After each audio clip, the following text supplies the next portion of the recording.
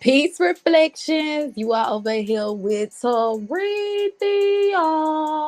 Hit the like and subscribe button, baby, because you already know what time it is when you get over here with my crew. You already know how we do. And if you are new to the spaceship, then baby, welcome. You are over here with greatness. This is not by a coincidence. You have officially roles in ascension reflection. Yes, shout out to you. Okay. Now, with that being said, reflection, let me go on and pay this insurance bill real quick, get it out the way. I am a trigger. Yes, I just let me turn the music down. Let's get this. They said, where did this? How did the video go here? I just wanted you to know. I just wanted you to know. I can sometimes be a trigger reflection. This is all a part of my shadow work. I need to let you know this. I can be a trigger sometime, okay? And not only can I be a trigger, certain content that I post can be a trigger, but you have to know, reflection, that I am just here to get you uncomfortable. I am just here to present information to you. I'm not here to make you a believer.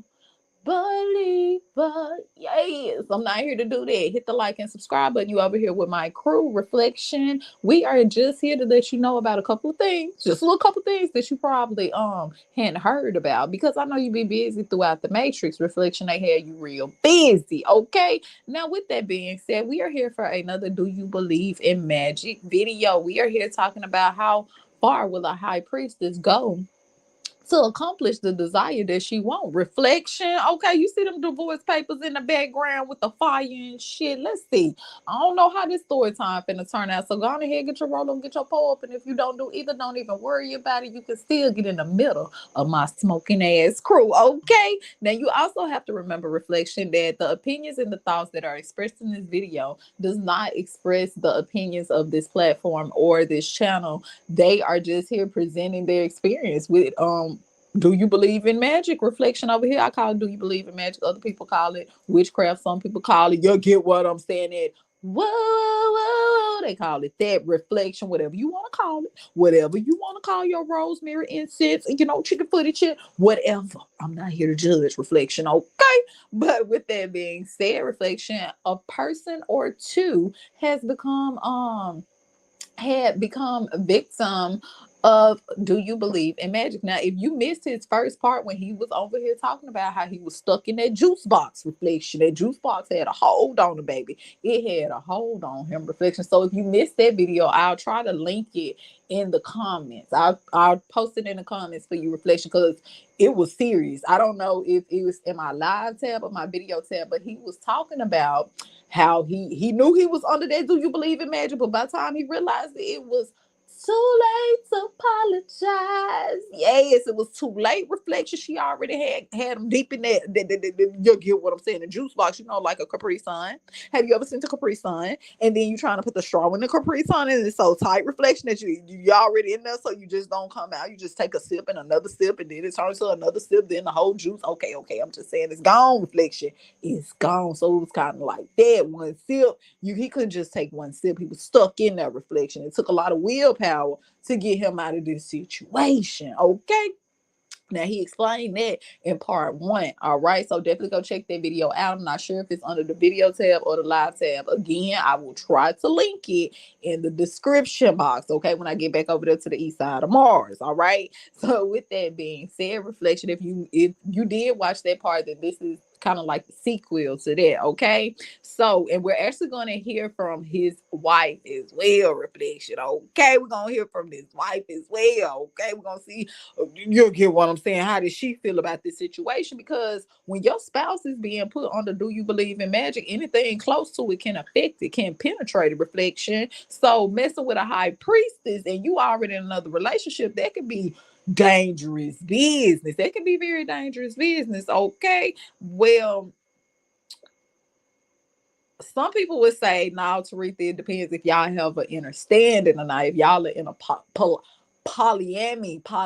what I say, polygamy, I like to call them polybag. If y'all are in a polybag relationship. Now, this wasn't no polybag relationship, what we over here talking about tonight, though, reflection of today, whenever you hit the video. He was in another relationship And he had went and tested out this juice box. He had tested this juice box reflection. Okay. So this was, it wasn't no mutual understanding. Let's get that understood before we start this video, because I don't want y'all to think he was in no polygamy, because that wasn't what this was. Okay, reflection, hit the like and subscribe button. Some people be like, what's Reapia? That's what his ass get, because he was already married. And you get what I'm saying? What he had is his fault he ran into a magic juice box.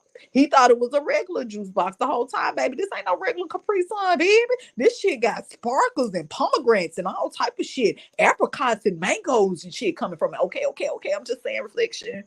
So this is my testimony with witchcraft being put on me, part 5. I'm gonna jump right into it. Let's go. So my wife got in the accident. She was T-boned. She totaled the car. She ran into a tree, but there was no significant damage done to her.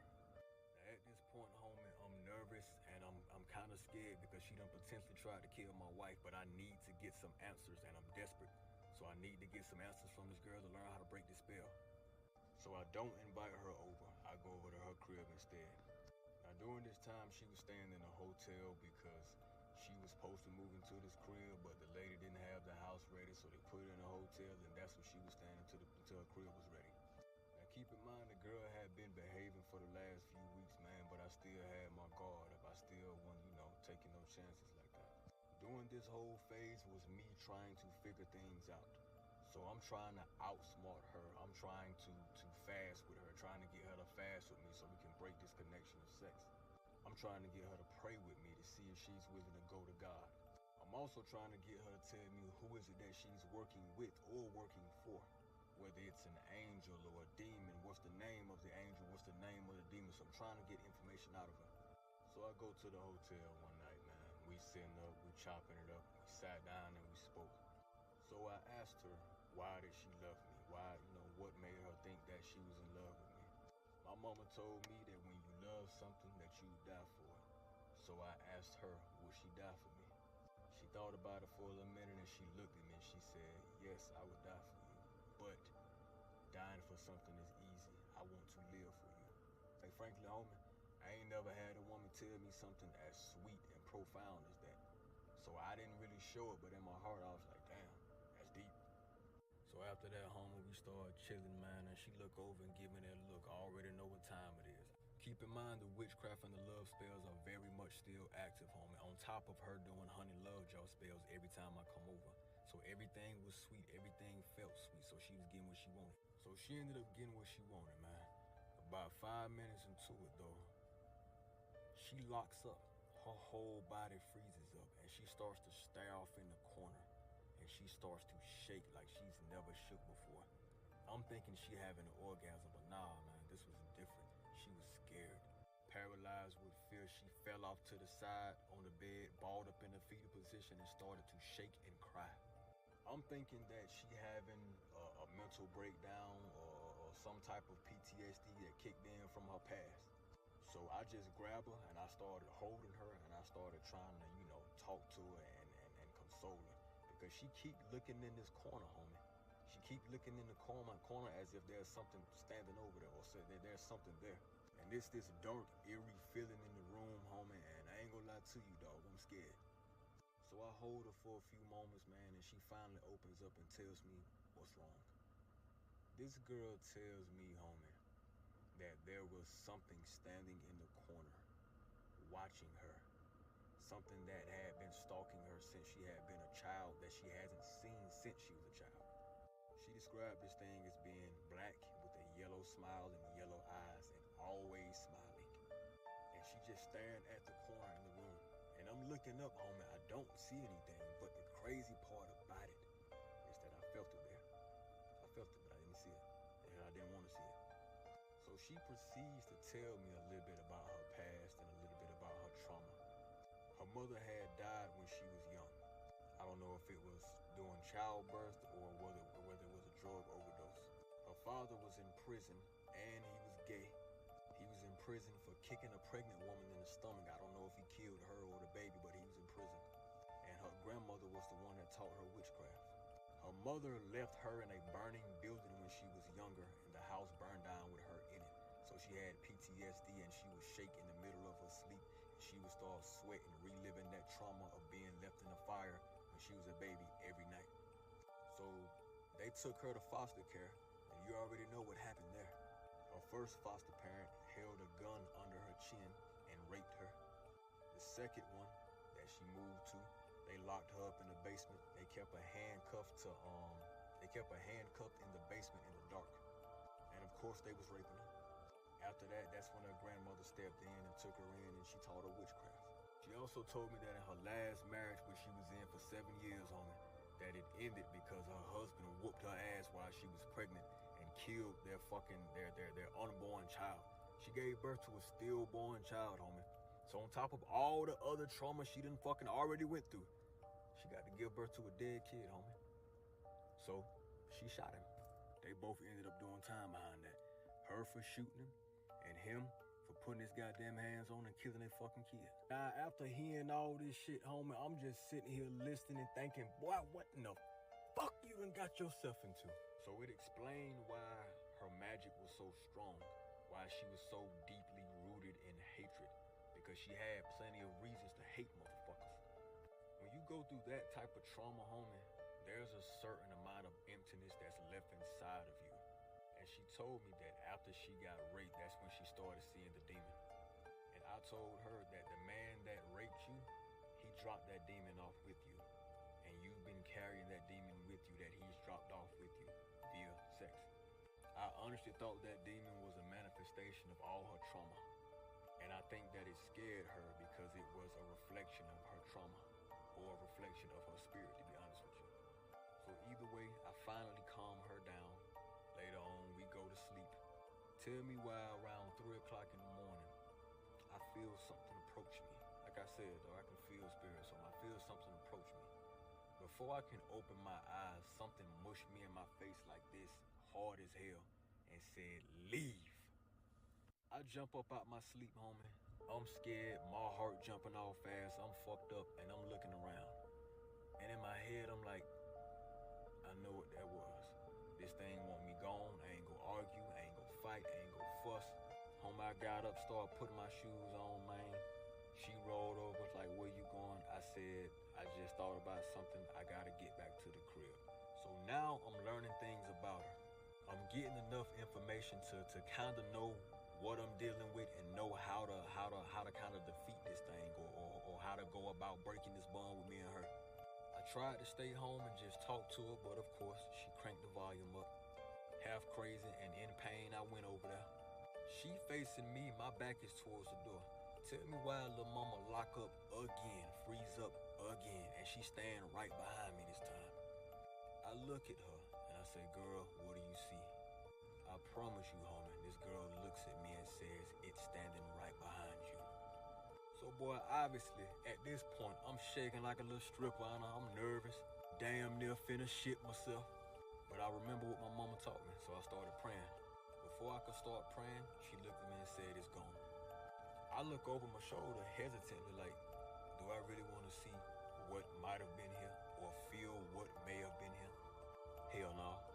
So I'm getting ready to leave, man, but before I leave, she tells me that each time she see it, it's getting closer and closer to me, and that it does not want me with her, and that it only came twice in her life, once with her ex-husband and then one time with me. So in my head, I'm like, this sounds like a spirit wife or a spirit husband. It's protective over her. Anybody that gets close to her tries to destroy her relationships. It's okay if we just fucking, but if she falls in love, it's an issue. Another thing come to mind is maybe she a black widow. Everything that she get involved with love-wise, she kills or she destroys, like that woman in the movie Eve's Bayou. Then I'm thinking maybe it's just a regular spirit that's attached to this woman that has grown fond of her. Maybe it's a monitoring spirit, or maybe it's just a reflection of her inner fucked up world. Either way, I had something to go off of. So now I went to my mother, I went to my auntie, and I went to my wife, and I told them what I had saw, what I thought it was, and I got their opinions on it. They couldn't give me a definite answer, but one thing that they all agreed upon is that it sounded just like a spirit husband. A spirit husband is just like what it sounds. It is a spirit, a demon that's attached to you, that is somewhat in a spiritual marriage with you. It is super protective and it is very stingy with you. It don't want you being in love with nobody or doing anything outside of it. Spirit spouses are obsessive, clingy, manipulative, and they will fuck your world up. Part 6 coming next. All right, reflection. Hit the like and subscribe. But did you hear in the beginning how they was fucking with the electrical system in the car and shit? Reflection. Oh my goodness. I'm trying to tell you that that whoa is something serious. So what do you think about the spiritual wives and the spiritual husbands? Anybody out there? Now we did a couple video on spiritual wives and spiritual husbands. All right. They'll take it. You think you taking it far, but they'll take it even farther. You think you finna throw that ass on a circle. They said no. So what do you think about this reflection? Do you think he could have been dealing with a little case? A little case of it? What do you think? Let's keep listening. So, this is part 6 of my witchcraft testimony. I'm gonna jump right into it. So, this spirit spouse is involved now. The spirit spouse don't want me present, and I don't want to be present either. It only allows her to have sex with me, but not be in love with me. So she begins to treat me like shit. So obviously, I cuss out till I'm done with her. Of course, she started coming with the honey love jar spells and then sweetening all the things up. Each time I left that woman, I resisted to come back a little bit more and a little bit more. Now the thing about witchcraft, homie, is unpredictable. You don't never know what's gonna happen, homie.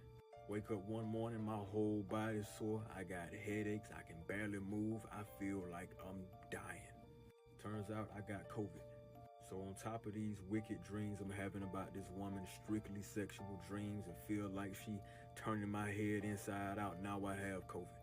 Eventually I give in. She hit my line. She say, hey, I wanted to stop by and bring you some soup. I know you're sick. I wanted to bring you some soup, and I wanted to bring you some ginger ale for your stomach and some medicine.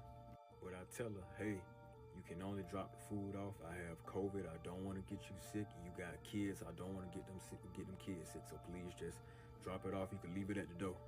She says, okay, but I miss you. I just want to lay beside you. Keep in mind, love jar spells are very much active on top of whatever else she put on me. So she comes and gets under the cover with me. She laying beside me, and she keeps shuffling under the covers. So I'm looking at her like, man, what the hell this girl doing under this cover? So when I pull back the covers, this girl done got butt naked under the covers on me. All her clothes off, and of course she climbed on top of me and she trying to have sex with me. So I'm telling her, I have COVID. COVID done killed people before. I don't want to get you sick. So she tells me to just lay there. We ain't got to kiss, just let me do my thing. So this girl begins to have sex with me, home, and I ain't gonna lie to you, dog. I felt absolutely disgusting. I got COVID, man. I really don't feel good. I got a headache. I can't taste none. I can't smell none. My body's so all over. So in the middle of it, this girl leans forward and begins to tongue kiss me, homie, while I have COVID. So she gets done and she leaves. Tell me why a couple days later, she tests positive for COVID. And all 3 of her kids test positive for COVID. She gonna call me and say, yeah, I tested positive this morning. The kids tested positive too. Her homegirl in the background talking about something. Well, girl, at least he gave you COVID and not an STD. I ain't gonna lie to you, homie. I was pissed off and I was disgusted because them kids were too young to have COVID, homie. And anything could have happened. And she blatantly risked her life and them kids' life for a couple of nuts. So now she has a reason to come over the house. I'm sick and she's sick. Having COVID ain't an excuse no more. So she come back to the crib later that night and she sit on it. And she locks up again, but this time she like, I can't feel you. I can't connect to you. Something ain't right. I feel blocked. She starts asking me what have I been doing and who I've been talking to. So I'm looking at her like, what you mean? She tells me usually when you inside of me, I can feel you. I can see everything about you, and now it's blocked. I told her, don't worry about it. It's nothing. So she obviously pissed off and she got her guard up.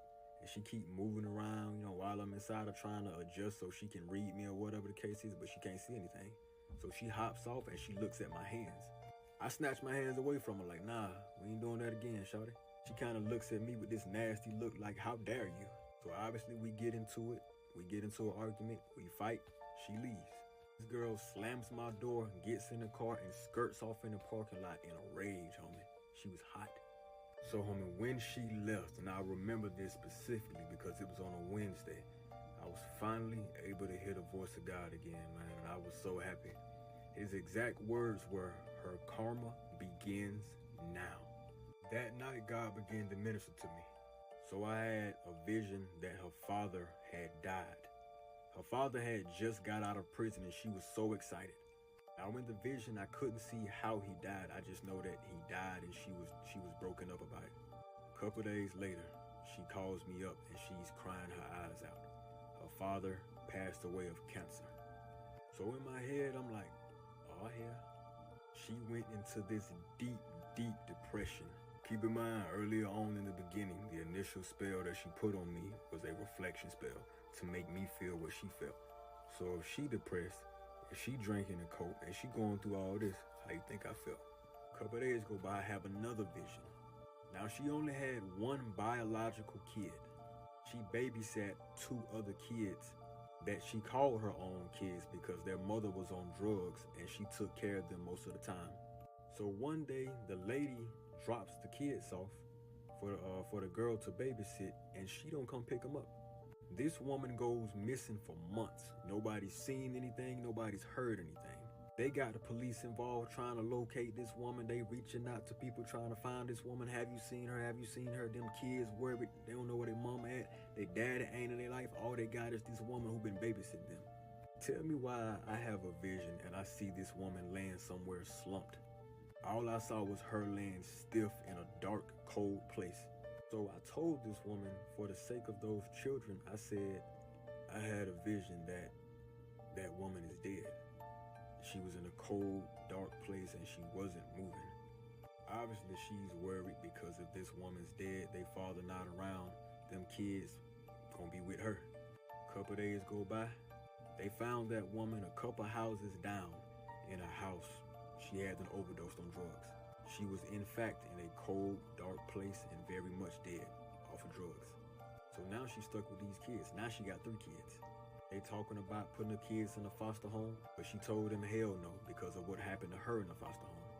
They're trying to get in contact with some of the relatives for the kids, but nobody wanted to take the kids in. So in the end, she ended up keeping the kids. So not only did her father pass away, she was already battling depression. Now she got 2 more mouths to feed. She had 2 best friends, one that she stayed with, and then one from her hometown. They had been lifelong friends. Her friend from her hometown cuts her off. Her friend that she stayed with started acting funny because I was in the picture. Starts telling her, you don't deserve that man you with. I see how he treats you and I know you ain't shit. What makes you get love properly and I don't get love properly? So they get into it. So typically the girl would watch the kids while the girl came and seen me. She stopped doing that. Now everywhere she go, she got them kids right behind her. Keep in mind she was staying in a hotel. So the lady that had the house waiting for her calls her and tells her, you can't move into the house no more. So now she's out of a crib, she's out of friends, her father's dead, she got 2 more kids and she's staying in a hotel.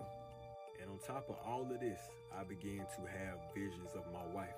I began the same cravings I was having for that girl, I began to have them for my wife. So while all of this has happened, me and the girl, we not talking as much. I'm getting me a little break from now on. My wife called me later that night while I was in the studio. I could tell she was pissed off. She asked me, have you been feeling funny? What has God been telling you? Because I've been having a whole lot of visions about you and I've been craving you. I tell her, I've been having visions about you too and I've been craving you. So what happened was the love spells she was putting on me, they were working, just not in the way she wanted them to. I began to crave my wife and not her. Now keep in mind, me and my wife, we are very much still beefing. We still hate each other, we still separated, we still don't want to deal with each other. So I'm fighting the urges, my wife fighting the urges, but we slowly starting to talk more. Now keep in mind, old girl can no longer read me, but I still hated my wife, therefore she still had some control over me. Fast forward, my mama calls me. She invites me home to a family event. What I didn't know was that she had invited my wife as well, and she didn't tell my wife I was coming, and she didn't tell me my wife was coming. She was being messy. So I go down there, the girl was not happy about it. She was 38 hot, and she was saying, you always leaving me. Me and my wife link up, and we get into it. Mama steps in, and she tells me, baby, you need to forgive your wife. As long as you have that hate in your heart, God is not going to allow you to prosper. That's when the solution to get this witchcraft off of me dawned on me. Part 7 coming next. Hit the like and subscribe button. I don't know why these videos so low. Reflection. I'm glad he put the little captions and shit in there. Did you see what was going on? The reflection. That's why we talked about it in another video. Love spells that done gone wrong. You got to make sure when you doing that, do you believe in magic? That shit is just reflection. You got. That's why you have to be in tune with self, because that shit'll come back and hit you like a roller coaster. You gotta be prepared, baby. You gotta have your seatbelt on. Reflection. You gotta have your herbs, your protection spells, your obsidian crystal. You gotta have all that shit reflects, because you just never know. That's how I go in the field of magic. So, pertaining to my witchcraft test. Now, before I play this video, he's been talking a lot about his wife, right? So remember, I told you there's three sides to every story. Now he was creeping. He was doing a little creeping. He was over there fucking with that juice box and that Capri Sun reflection. Let's hear his wife's side. So, pertaining to my witchcraft testimony, homie, a lot of y'all keep mentioning the fact that I'm married. He keeps saying his wife, but he messing with this other woman. Me and my wife were separated before I met this woman. And as y'all know, hate was the driving force behind the power for this woman to have witchcraft on me. If you have a heart full of hate, then you have an open doorway for the devil to use you, because hate is not of God. So somebody asked me, why did you hate your wife so much? So instead of me explaining to y'all why I hated my wife, I'm gonna let her explain it herself. That way she gets to speak her piece and kind of defend herself. Hey everybody. Hope all is going well for you guys out there that are very interested in my hub story. I just want to speak to the women and a little bit on my behalf. We have been together going on 5 years now, and I will say, in the beginning, you couldn't tell me nothing. Excuse my French, but I thought I was hot shit. Okay? Ladies. I need you to understand a couple things that don't make you wifey material. Being educated, being pretty, knowing how to cook, knowing how to clean, knowing how to upkeep yourself, and last but not least, having a low body count or keeping your legs closed. That does not make you wifey material, because when you come together with someone, it's no longer just about you and what you provide. It's about y'all together as a union. And you need to understand that when you're with somebody, you're loving them in their love language, not what you would like somebody to love you as. But when you're communicating with your partner, you're communicating them in a way that they can understand. Communication without comprehension is miscommunication. There is no level of communication whatsoever. So we like to think of ourselves as the problem solvers, but ladies, sometimes we are the problem. I was hot-tempered. I was always on the defense. When he was coming to me, talking to me about issues that was bothering him, I would flip it around on how I feel.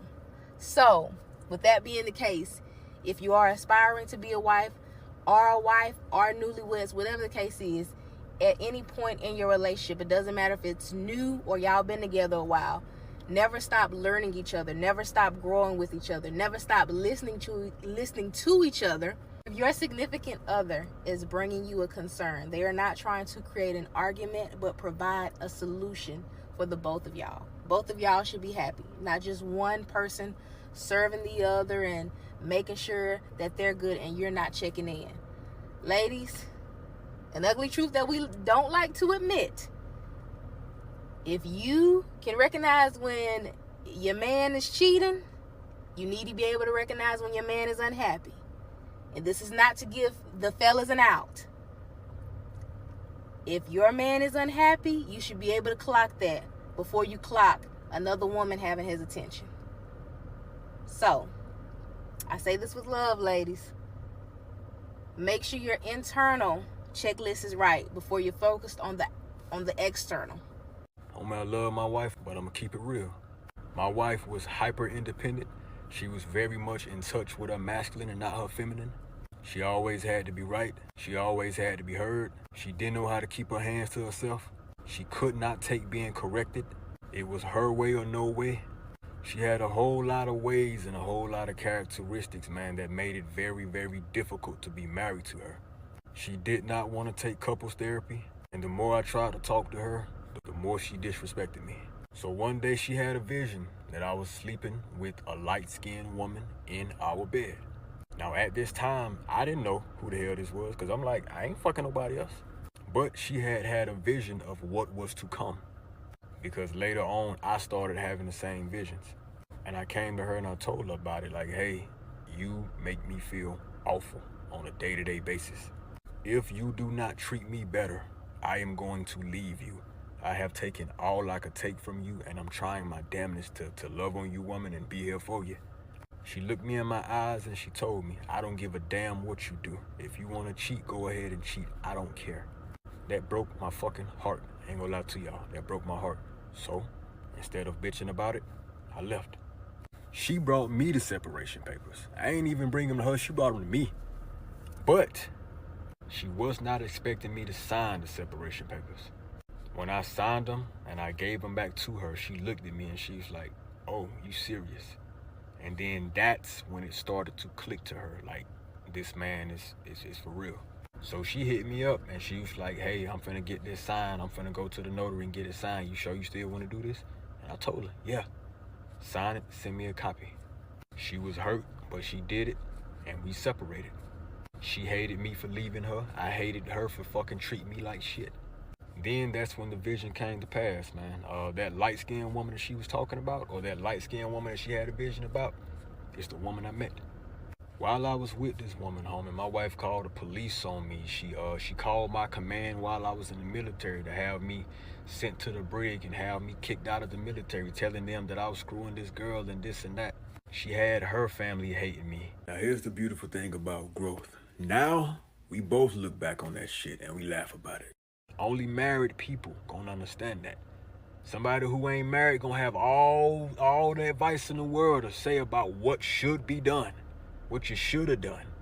If your ass ain't married, You heard what he said, reflection. He said, listen.